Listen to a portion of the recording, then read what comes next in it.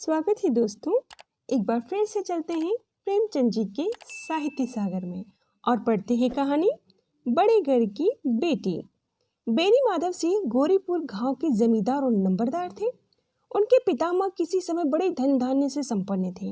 गांव का पक्का तालाब और मंदिर जिनकी अब मरम्मत भी मुश्किल है, उन्हीं की कीर्ति स्तंभ थे। कहते हैं इस दरवाजे पर हाथी झूमता था। अब उसकी जगह एक बुढ़ी भैंस थी जिसके शरीर में अस्थि पंजर के सिवाय और कुछ न रहा, पर दूध शायद बहुत देती थी, क्योंकि एक न एक आदमी हांडी लिए उसके सिर पर सवार ही रहता था। बेनी माधव सिंह अपनी आधी से अधिक संपत्ति वकीलों को भेंट कर चुके थे। उनकी वर्तमान आय 1000 रुपये वार्षिक से अधिक न थी। ठाकुर साहब के 2 बेटे थे। बड़े बेटे का नाम श्रीकंठ सिंह। उसने बहुत दिनों के परिश्रम और उद्योग के बाद बीए की डिग्री प्राप्त की थी। अब दफ्तर में नौकर था। छोटा लड़का लाल बिहारी सिंह दोहरे बदन का सजीला जवान था।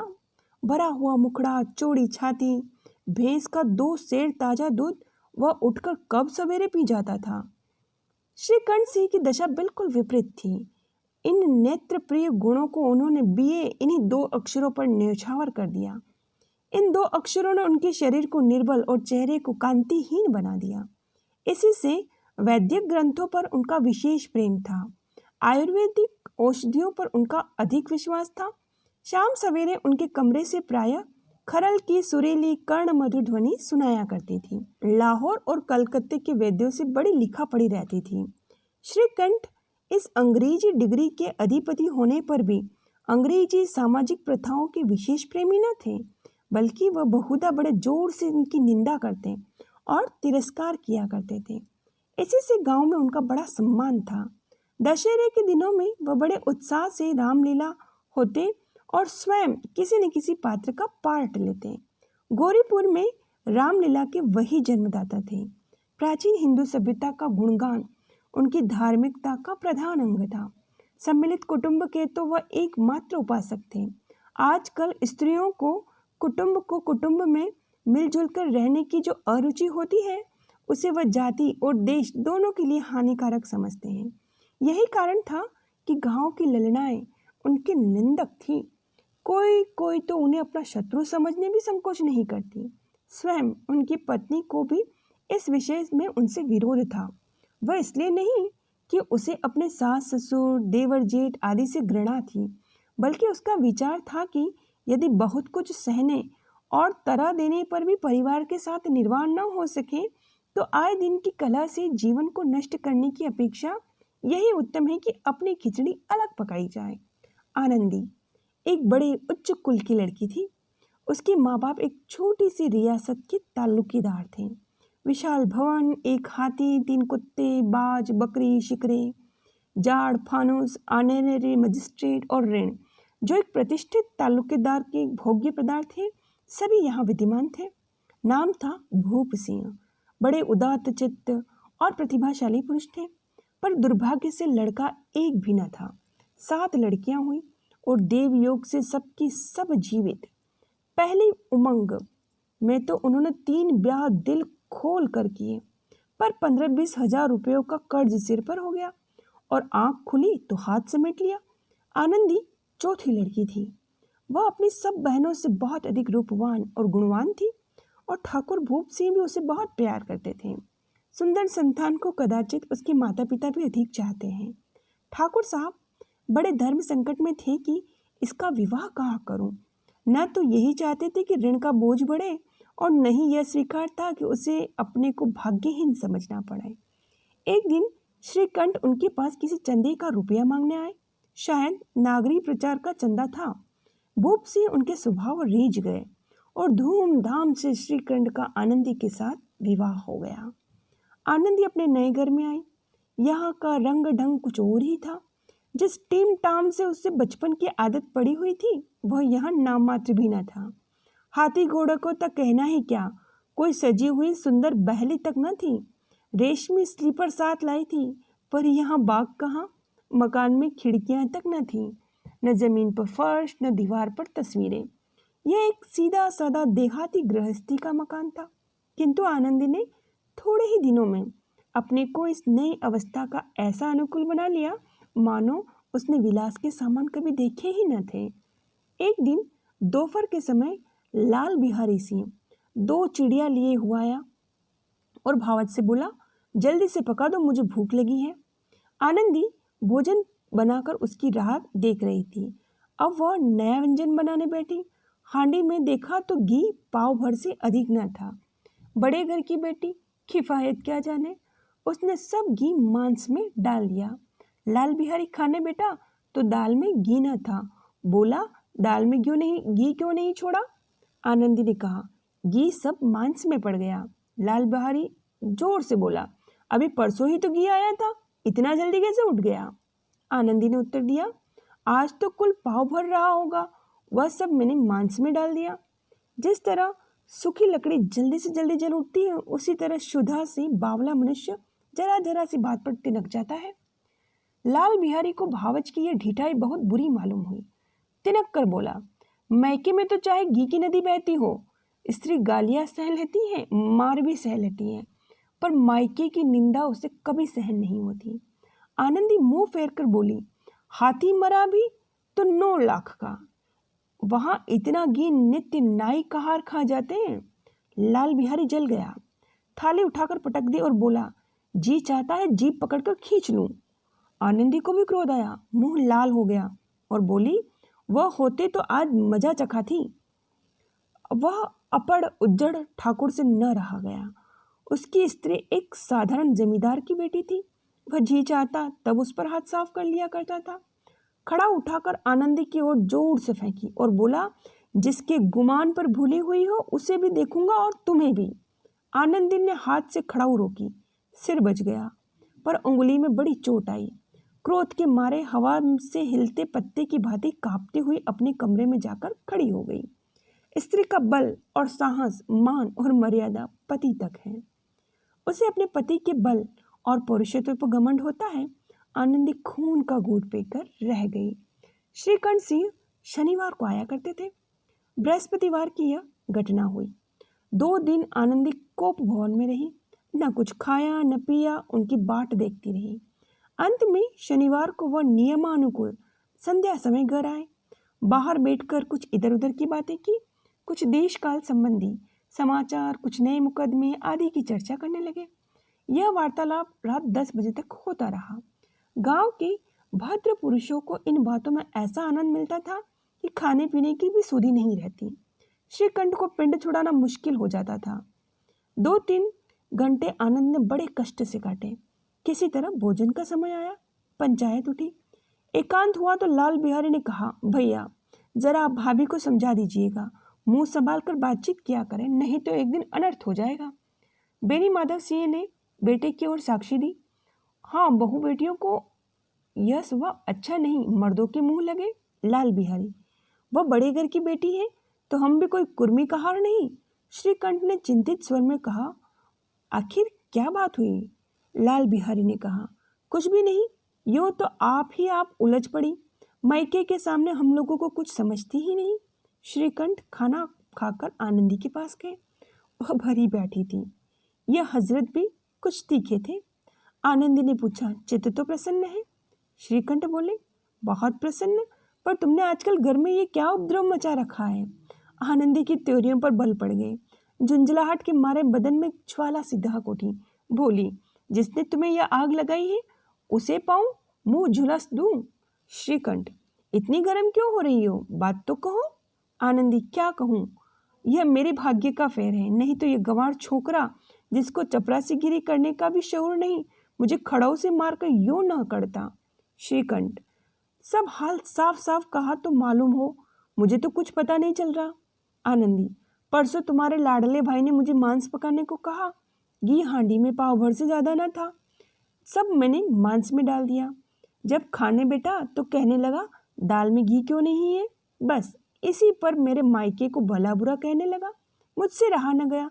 मैंने कहा, वहाँ इतना घी नाई कहार खा जाते हैं और किसी को जान भी नहीं पड़ता। बस इतनी सी बात पर इस अन्यायी ने मुझ पर खड़ाऊ फेंक मारी। यदि हाथ से न रोक लूं तो सिर फट जाता। उसी से पूछो जो मैंने कुछ कहा हो, वह सच है या ये झूठ? श्रीकंठ की आंखें लाल हो गई। बोले, यहाँ तक हो गया इस छोकरे का ये साहस। आनंदी स्त्रियों के स्वभाव अनुसार रोने लगी, क्योंकि आंसू उनकी पलकों पर रहते हैं।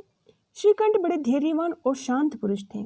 उन्हें कदाचित भी कभी क्रोध नहीं आता था। स्त्रियों के आंसू पुरुष की क्रोधाग्नि को भड़काने में तेल का काम करते हैं। रात भर करवटें बदलते रहे। उद्विग्नता के कारण पलक भी नहीं झपकी। प्रातःकाल अपने पिताजी के पास जाकर बोले, दादा, अब इस घर में मेरा निर्वाह नहीं होगा। इस तरह की विद्रोहपूर्ण बातें कहने पर श्रीकंठ ने कितनी ही बार अपने कई मित्रों को आड़े हाथों लिया था, परंतु दुर्भाग्य, आज उन्हें स्वयं अपने मुंह से ये बातें कहने पड़ी। दूसरों को उपदेश देना भी कितना सहज है। बेनी माधव सिंह घबरा उठे और बोले, क्यों? श्रीकंठ, इसलिए कि मुझे भी अपनी मान प्रतिष्ठा का कुछ विचार है। आपके घर में अब अन्याय और हठ का प्रकोप हो रहा है। जिनको बड़ों का सम्मान आदर करना चाहिए वे उनके सिर चढ़ते हैं। मैं दूसरे का नौकर ठहरा, घर पर रहता नहीं। यहाँ मेरे पीछे मेरी स्त्री पर खड़ाऊ और जूतों की बौछारें होती हैं। कड़ी बात तक चिंता नहीं, कोई एक की दो कह ले, वहाँ तक मैं सह सकता, किंतु यह कदापि नहीं हो सकता कि मेरे ऊपर लात घुसे पड़े और मैं दम न मारूं। बेनी माधव सिंह कुछ जवाब न दे सके।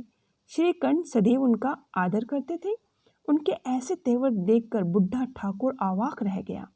केवल इतना ही बोला, बेटा, तुम बुद्धिमान हो, ऐसी बातें करते हो। स्त्रियां इस घर का नाश कर देती हैं, उनको सिर चढ़ाना अच्छा नहीं है।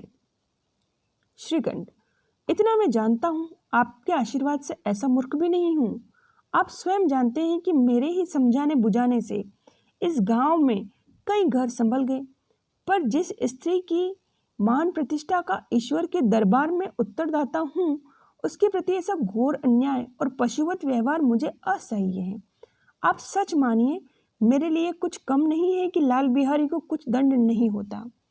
अब बेनी माधव सिंह भी गरमाए, ऐसी बातें और न सुन सके। बोले, लाल बिहारी तुम्हारा भाई है, उसे जब कभी भूल चूक हो तो उसके कान पकड़ो। लेकिन श्रीकंठ, लाल बिहारी को मैं अपना भाई नहीं समझता। बेनी माधव, स्त्री के पीछे?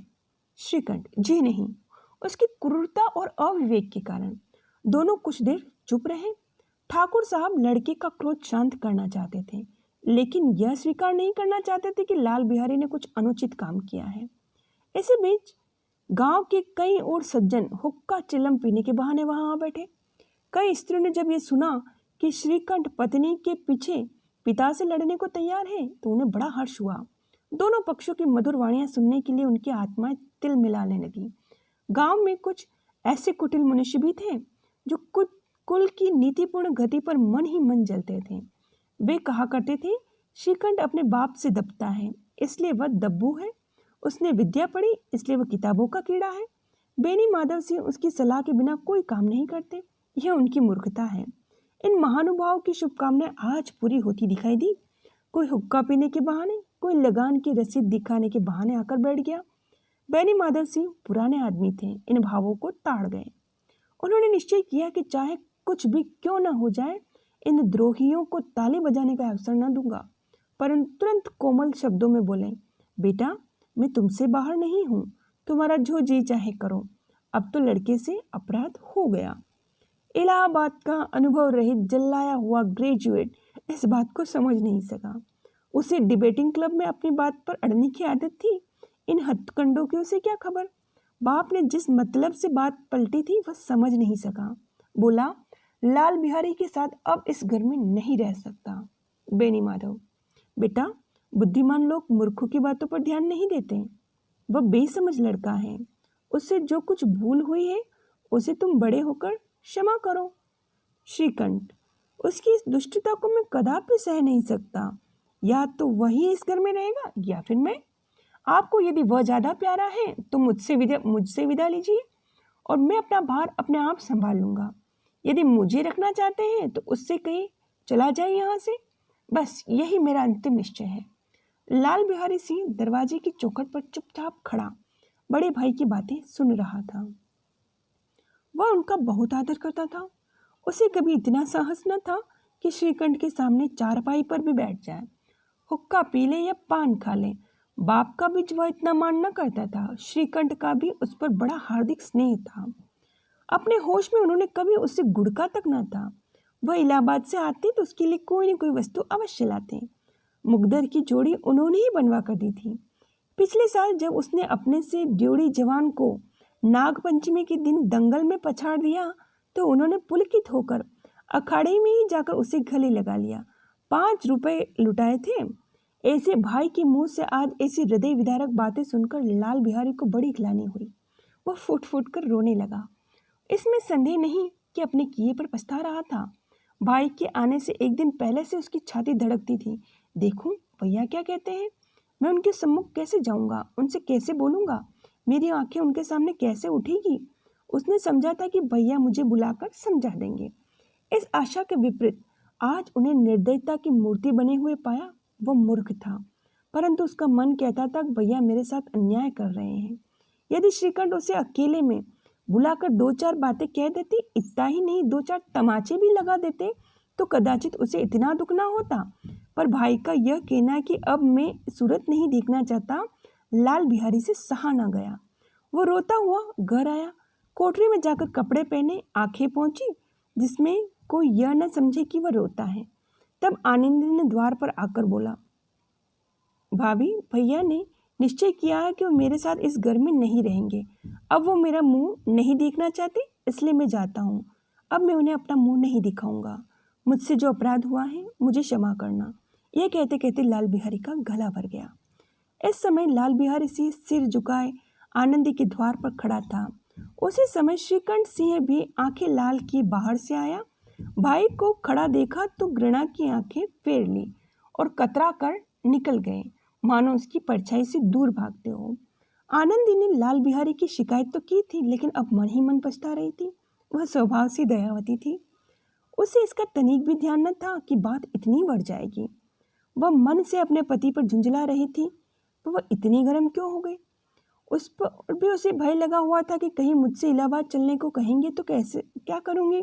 इसी बीच में जब उसने लाल बिहारी को दरवाजे पर खड़े देखकर यह कहते सुना कि अब मैं जाता हूँ, मुझसे जो अपराध हुआ है क्षमा करना, तो उसका रहा सहा क्रोध भी पानी हो गया। वह रोने लगी। मन का मैल धोने के लिए नयन जल से उपयुक्त और कोई वस्तु नहीं होती। श्रीकंठ को देखकर आनंदी ने कहा,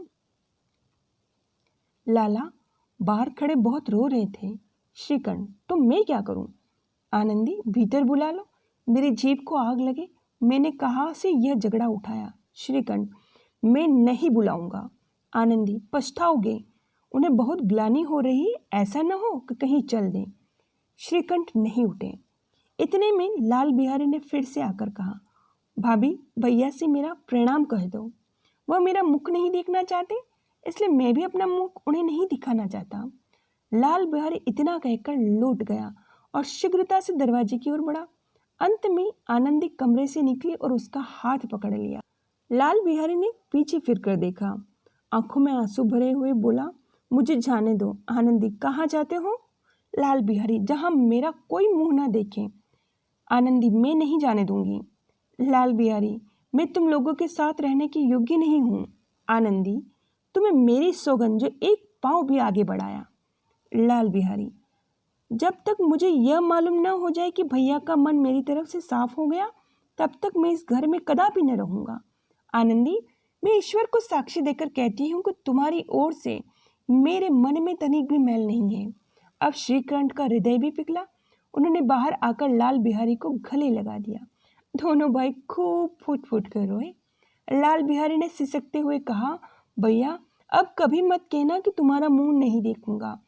इसके सिवाय आप जो दंड दोगे मैं सहर्ष स्वीकार करूंगा। श्रीकंठ ने कांपते हुए स्वर में कहा, लल्लू इन बातों को बिल्कुल भूल जाओ। ईश्वर चाहेगा तो ऐसा अवसर अब कभी ना आवेगा। बेनी माधव सिंह बाहर से आ गए। दोनों भाइयों को गले मिलकर देखकर आनंद से पुलकित हो गए। बोल उठे, बड़े घर की बेटियां होती ही ऐसी है, बिगड़ता हुआ काम बना लेती है। गांव में जिसने ये वृत्तांत सुना उसी ने इन शब्दों में आनंदी को उदारता से सराहा। बड़े घर की बेटियां ऐसी ही होती हैं। दोस्तों, शीघ्र ही हम फिर से मिलेंगे। तब तक के लिए अलविदा।